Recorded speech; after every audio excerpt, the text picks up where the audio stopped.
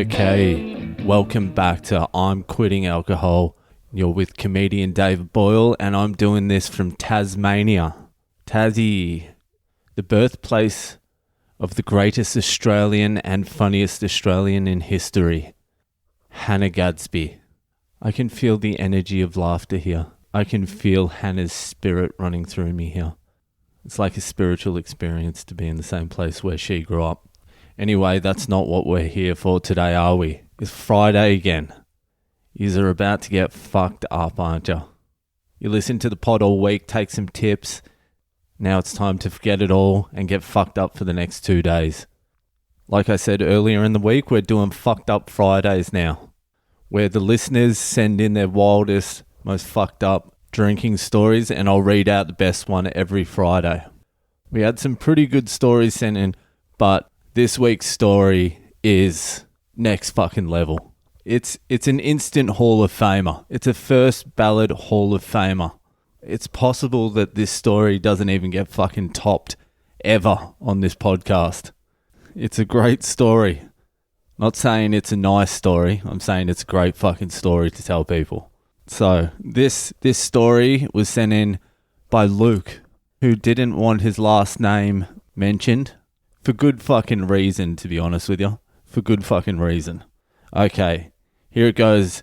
The first fucked up Friday listener's story by Luke. So here it goes. Freshman year of college, I met a girl out partying one night and we were hitting it off. That's cute, Luke. Nice.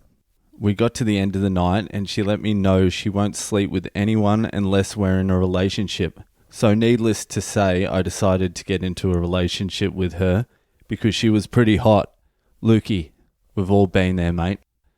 We're dating for a couple of weeks. One night we head to a party and I get smashed. On the way from the party to the dorms, I'm exhausted and she wants to get a little kinky. Yeah, I'm sure she does, Luke. I'm sure she wants to get a little kinky.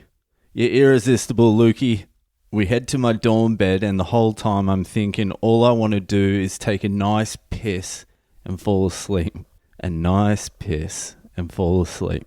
But she really wants the sex. I'm loving your phrasing here. All I want to do is take a nice piss. All she wants is the sex.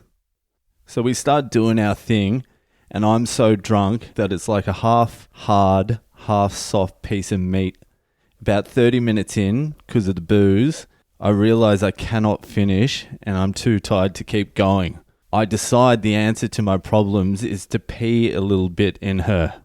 I'll just repeat that, just in case you didn't hear. I decide the answer to my problems is to pee a little bit in her. The problem is, once I put this plan in action, I realize I cannot stop peeing. So I unload a full bladder into this poor girl for about 40 seconds while I'm fake moaning. Once I finish peeing in her, she says, "Wow, you came a lot."